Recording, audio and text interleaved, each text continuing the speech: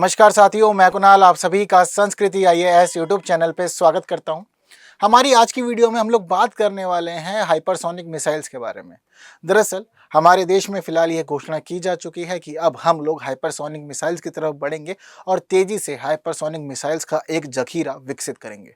ज़रूरी है कि हम लोग समझें कि हमारे लिए या हमारी रक्षा प्रणाली के लिए हाइपरसोनिक मिसाइल क्यों और कितनी ज़्यादा ज़रूरी है। तो सभी बातों को जानेंगे, समझेंगे और जानते समझते हुए आगे अच्छे से पढ़ेंगे। तो सबसे पहले हमारी न्यूज़ कह रही है कि भारत की सैन्य क्षमता को और मजबूत बनाने के लिए डीआरडीओ हाइपरसोनिक मिसाइलें विकसित कर रहा है।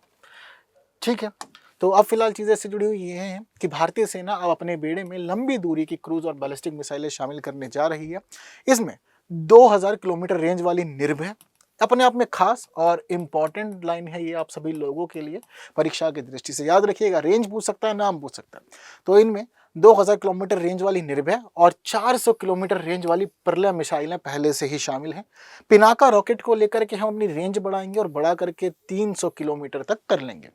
एक बात यहाँ पे क्लियर कर देता हूँ कि पिनाका रॉकेट का जो क्वेश्चन है ये पहले भी आ चुका है, ये भी इंपॉर्टेंट लाइन है।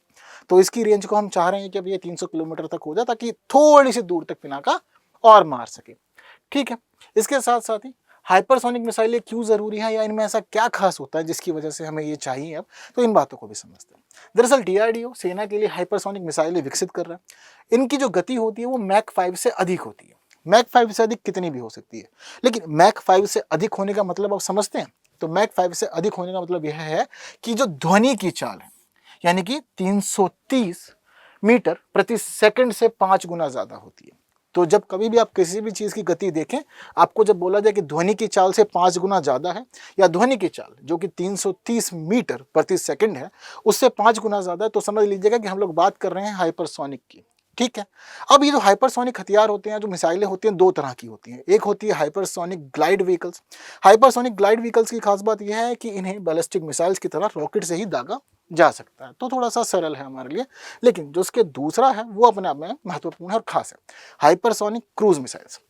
ये मिसाइल अपना लक्ष्य हासिल करने के लिए अपनी उड़ान के दौरान एयर ब्रीथिंग इंजन, जिसको स्क्रैमजेट इंजन भी कहा जाता है, इस इंजन का इस्तेमाल करती हैं। तो ये जो इंजन होता है अपने आप में बहुत ज़्यादा खास होता है। तो आप लोग कह सकते हैं कि स्क्रैमजेट इंजन का इस्तेमाल होता है या फिर एयर ब्रीथिंग इंजन का इसमें इस्तेमाल होता है।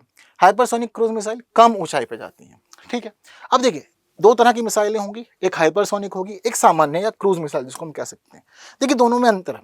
दरअसल क्या होगा, जो हमारी बैलिस्टिक मिसाइलें या जो क्रूज मिसाइल्स हैं उनकी खास बात यह है कि वो लॉन्च करने के बाद पहले हवा में जाएंगी और हवा में जा करके अपने टारगेट को भेदेंगी। अब इस दौरान क्या है कि मान लीजिए यहाँ पर जो दुश्मन होगा ना, उस दुश्मन को बहुत ज़्यादा समय मिलेगा, क्योंकि मिसाइलों का ऊपर जाने के बाद नीचे आना ये एक टाइम टेकिंग प्रोसेस है। तो इस टाइम टेकिंग प्रोसेस को तोड़ना भी ईजी है, यानी कि जो टारगेट है उस टारगेट को डॉच करने के लिए टाइम मिलेगा और आप चीज़ों को बचा सकते हैं। बचाने के साथ साथ जो बैलिस्टिक मिसाइल है उसको आप हवा में भी भेज सकते हैं, क्योंकि आपको एक पैथ भी समझ में आ जाएगा कि इस मिसाइल का पैथ इस प्रकार से।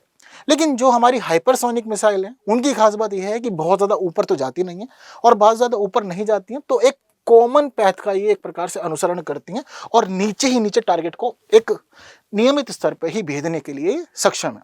तो इनको थोड़ा तोड़ना, इनके मार्ग को भेजना, ये थोड़ी चीज़ें थोड़ा डिफिकल्ट होती हैं।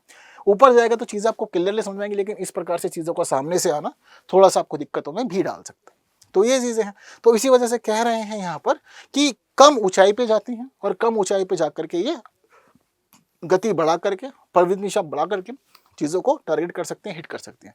तो गति के मामले में, परिवर्तनशीलता के मामले में, ऊंचाई के मामले में, इन सभी मामलों में ये खास है और माना जाता है कि टारगेट को भेदे बिना तो मानते बिल्कुल भी नहीं है ये मिसाइलें। ठीक है, इसके कारण हाइपरसोनिक हथियार ज़्यादा पारंपरिक सुरक्षा प्रणालियों को चकमा दे सकते हैं, यानी कि जो हमारा ट्रेडिशनल सिस्टम अब तक का चल रहा है उनको चकमा देने के लिए हाइपरसोनिक बहुत ज़्यादा अच्छे माने जाते हैं। इन हथियारों को पता लगा पाना भी मुश्किल है और हाइपरसोनिक क्रूज मिसाइलें पारंपरिक और परमाणु दोनों तरह के हथियारों में सक्षम है। ठीक, तो ये चीज़ें समझने के साथ साथ ही भारत में हाइपरसोनिक मिसाइलों की स्थिति समझ लेते हैं, क्योंकि डीआरडीओ काम कर तो रहा है लेकिन ऑलरेडी एक प्रोजेक्ट हमारा ऐसा जिस पे काम चल रहा है। दरअसल ब्रह्मोस एयरोस्पेस ब्रह्मोस 2 मिसाइल के निर्माण पर काम कर रही है और ये जो ब्रह्मोस 2 है ये रूस की 3M22 जिरकॉन मिसाइल की तर्ज पर तैयार की जा रही है। माना जा रहा है कि 2028 तक इसे सेना में शामिल कर लिया जाएगा। ठीक है, तो इंपॉर्टेंट है ये भी अपने आप में ब्रह्मोस 2 मिसाइल। इसके साथ साथ एक चीज़ और हमें जो देखनी है वो ये है कि डीआरडीओ वर्ष 2008 से हाइपरसोनिक टेक्नोलॉजी डिमॉन्स्ट्रेटर व्हीकल पे काम कर रहा है। क्योंकि ये बात ध्यान रखिएगा कि किसी भी रॉकेट को लॉन्च करने के लिए, किसी भी मिसाइल को लॉन्च करने के लिए एक व्हीकल की जरूरत आपको पड़ेगी। तो हाइपरसोनिक टेक्नोलॉजी डिमॉन्स्ट्रेटर व्हीकल पे पहले से ही काम चल रहा है, 2008 से चीजें हो रही हैं।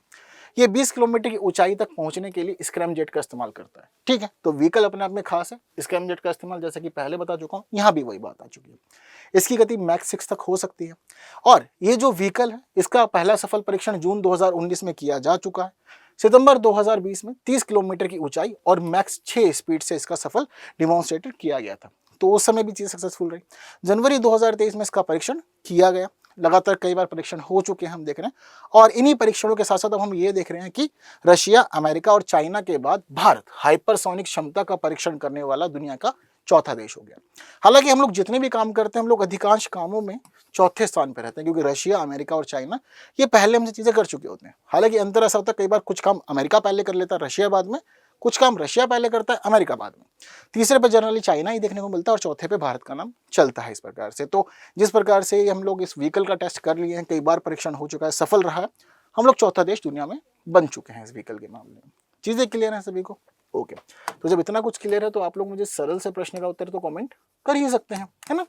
तो ब्रह्मोस 2 मिसाइल को किस वर्ष तक भारतीय सेना में शामिल करने का लक्ष्य है? 2025, 28, 30 या 32? कमेंट करके आंसर जरूर बताइएगा। वीडियो पसंद आई है तो बाकी साथियों तक शेयर जरूर करना है, लाइक के बिना नहीं जाना है। बाकी बातें करेंगे हम लोग हमारी अगली वीडियोस में कुछ नए विषयों के साथ। तब तक के लिए दीजिए मुझे विदा। Thank you so much.